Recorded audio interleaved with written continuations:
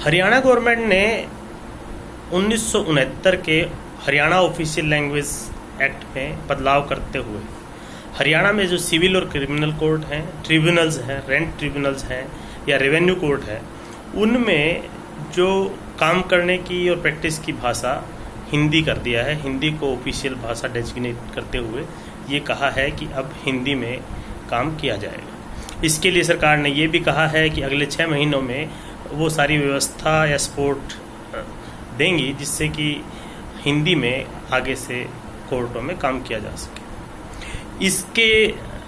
इस अमेंडमेंट को चैलेंज करते हुए दिल्ली के कुछ वकीलों ने उसको चैलेंज किया है कि हिंदी को कोर्टों में प्रैक्टिस की भाषा बना देना बिल्कुल गलत है, अनकॉन्स्टिट्यूशनल है। उनके कई कंटेंशन है। सबसे पहले तो कंटेंशन उनका ये है कि बड़ी एक हरियाणा का की जो पॉपुलेशन है, हरियाणा में रहने वाले लोग हैं, उनमें एक बड़ा हिस्सा तो हिंदी जानता ही नहीं है। तो मतलब मुझे ये समझ में नहीं आया कि तो क्या वो बड़ा हिस्सा अंग्रेजी जानता है। दूसरी बात उन्होंने ये कही है कि अब उनका क्या होगा जो अंग्रेजी हिंदी समझते नहीं है। अब अभी तक अगर उस अगर लॉजिक से देखा जाए तो उनका क्या हो रहा था जो अंग्रेजी नहीं समझ रहे थे। एक बात वो जो सब कुछ लेकर के चल रहे हैं वो केवल और केवल एडवोकेट के पर्सपेक्टिव से देखते हुए उन्होंने ये चैलेंज किया है, जबकि हरियाणा की जो जनता है वो हिंदी जानती है, हिंदी में पढ़ती है, और हो सकता है शुद्ध हिंदी वो नहीं जानते होंगे क्योंकि हरियाणवी टच अलग अलग क्षेत्रों में अलग अलग तरह का हरियाणवी टच है बोली का लोगों में। जो अंग्रेजी बोलते हैं उनको भी हरियाणवी टच रहता है उनमें भी।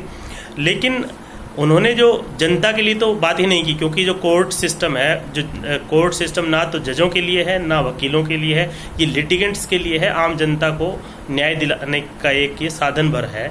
तो इसलिए ये उस भाषा में काम किया जाना जो आम जनता समझ सके, मेरे ख्याल से ये बिल्कुल अच्छा कदम है, सही कदम है, और ये चैलेंज नहीं किया जाना चाहिए था। लेकिन जब किया है तो उन्होंने अपने उसके लिए आर्ग्यूमेंट भी रखे हैं। वो वैसा करने के लिए हर आदमी फ्री है, क्योंकि भारत का जो संविधान है ये सबको ये आज़ादी देता है कि जब जिसको लगता है कि मेरे फंडामेंटल राइट वायलेट हुए हैं तो ऐसी स्थिति में वो चैलेंज कर सकता है। उनके मेन चैलेंज जो है आर्टिकल 14, आर्टिकल 19 और आर्टिकल 21 को लेकर है। आर्टिकल 14 जो बराबरी का दर्जे की बात करता है, और मैं आपको बता दूं बराबरी का दर्जा मतलब ये नहीं है सबके लिए बराबर है। 1950 का चरणजीत लाल चौधरी का केस जो था सोलापुर स्पिनिंग कॉटन मिल से संबंधित, उसमें केवल एक कंपनी के लिए कानून बनाया गया था।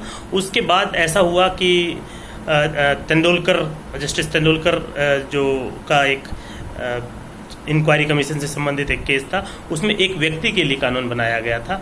तो इस तरह से ऐसा नहीं होता है कि एक आदमी के लिए या एक व्यक्ति के लिए या मेजोरिटी के लिए। तो इसमें जो रीजनेबल क्लासिफिकेशन की बात है, अगर आर्टिकल 14 का वायलेशन की बात करते हैं तो इसमें रीजनेबल क्लासिफिकेशन आएगा और उसके हिसाब से ठीक मुझे लगता है मैं कोर्ट क्या कहेगा वो कोर्ट को कहना है। दूसरा आर्टिकल 19 की बात करते हैं तो आर्टिकल 19 में जहाँ तक राइट टू कैरी ट्रेड और बिजनेस और प्रोफेशन है, उसमें भी पब्लिक वेलफेयर की बात करते हुए अगर पब्लिक के वेलफेयर में कुछ किया जा रहा है तो वो रीजनेबल रिस्ट्रिक्शन के हिसाब से वो उसमें आप जो है अपना जो ट्रेड और बिजनेस और प्रोफेशन को कैरी करने की जो बात कर रहे हैं वो उस रिस्ट्रिक्शन का वहाँ पे बात की गई है। तो वो भी मुझे लगता है आर्टिकल 19 में भी आपका जो कंटेंशन या आर्गूमेंट है वो ठहरने वाला नहीं है। आर्टिकल 21 की जहाँ तक बात करते हैं, right to life and liberty cannot be deprived without due procedure established by law, तो उसमें भी कुल मिलाकर के ये है कि कोर्ट ने बार बार कहा है कि access to justice is part of article 21। तो आपका तो बिजनेस करने का काम है, आप तो प्रोफेशन अपना कैरी ऑन करना चाहते हैं, कुछ करना चाहते हैं, तो मेजोरिटी ऑफ जनता है जिसके लिए एक्सेस ऑफ जस्टिस जो है वो सबसे इम्पोर्टेंट है। एक्सेस टू जस्टिस इम्पोर्टेंट है, और उसके लिए अगर हिंदी में काम करने की बात की गई है जो आम लिटिगेंट समझ सके, तो मेरे ख्याल से उसमें ऐसा कुछ नहीं है जो कि मेजोरिटी जनता के खिलाफ हो या अनकॉन्स्टिट्यूशनल हो या आर्बिट्रेरी हो। जो मुझे लगता है कि ये पिटीशन केवल पब्लिसिटी के लिए हो सकता है डाली गई हो सकता है उनके जेन्युइन कंटेंशन हो, मैं उस बारे में नहीं कह रहा, लेकिन मुझे लगता है कि मोटे तौर पर ऐसा किया जा सकता है।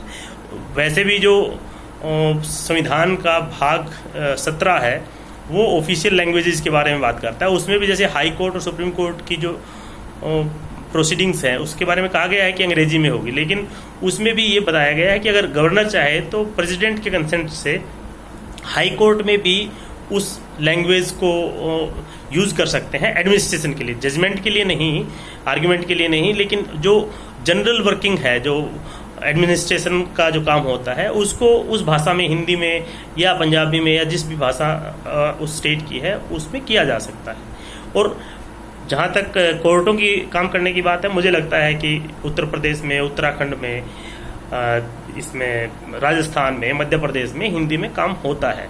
और ऐसी स्थिति में जब दूसरे हिस्सों में काम होता है तो क्यों न हरियाणा के लोग अपनी जो उनकी खुद की भाषा है उसमें कोर्टों में काम करें। वो वकीलों के लिए भी ठीक होगा और सबसे ज़्यादा ज़रूरी है कि वो वकीलों जो लिटिगेंट है एक्चुअली, जो जिसके लिए जस्टिस सिस्टम बनाया गया है, उनको फ़ायदा पहुंचाने के लिए एक ये बेहतरीन कदम हरियाणा सरकार का मुझे लगता है।